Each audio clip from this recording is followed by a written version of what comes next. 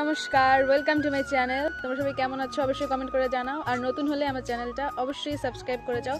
তো আজকে হচ্ছে আমাদের মাছ ধরতেছে, তো আমি ভাবলাম তোমাদের সঙ্গে সেটা শেয়ার করি। তো বন্ধুরা, তোমরা দেখতেই পাচ্ছ দাদা অলরেডি পুকুরে নেমে গিয়েছে মাছ ধরার জন্য। আমি কাদায় নামবো না বলে উপরে বসে ভিডিওগুলো নিচ্ছিলাম।